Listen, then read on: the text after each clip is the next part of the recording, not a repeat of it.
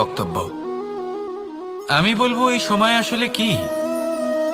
এই সময় হলো যাতে যুগ যুগান্তর নিহিত আছে, যার মধ্যে দিন আছে, মাস আছে, বছর আছে, ঠিক কিনা? বাস্তবে আপনার কাছে সময় কতটা আছে যা আপনি সদ্ব্যবহার করতে পারেন? তখন থেকে আছে যখন থেকে আপনি নিজেকে বুঝতে শুরু করেন, ততক্ষণ আছে যতক্ষণ না আপনি এই সংসার ছেড়ে চলে যাচ্ছেন। শুধু এটুকু সময় আছে আপনার কাছে। আর যদি ভাগ্যের কথা বলা হয়, তাহলে ভাগ্য হলো সেই পরিস্থিতি যখন মানুষ নিজেকে সময়ের হাতে সমর্পণ করে দেন, তাকে ভাগ্য বলে। অর্থাৎ আপনি জীবনে পরিশ্রম করেছেন, বিপদের সম্মুখীন হয়েছেন, সামনে এগিয়ে গেছেন, কোথাও পৌঁছে গেছেন, এবং তখন আপনার মনে হলো যে ব্যাস এখানেই থেমে যাওয়া উচিত। তাহলে সেটাই হবে আপনার ভাগ্য।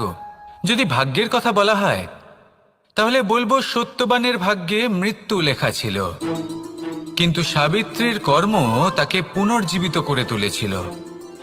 অর্থাৎ এই ভাগ্য বদল করা সম্ভব কর্ম এবং পরিশ্রমের দ্বারা। ভেবে দেখুন, রাবণ মাতা সীতাকে হরণ করেছিল। যদি শ্রীরাম সেটাকে ভাগ্য বলে মেনে নিতেন, তাহলে তাহলে কখনো ভাগ্য বিধাতা হয়ে উঠতে পারতেন না।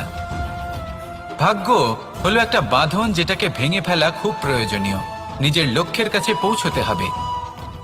হতেই পারে এই লক্ষ্য হলো পরমাত্মার কাছে পৌঁছে যাওয়া। আপনি যদি পরমাত্মার কাছে পৌঁছতে নাও পারেন, তাও সেই পথে কিছুটা অগ্রসর হতে পারছেন, তাই না?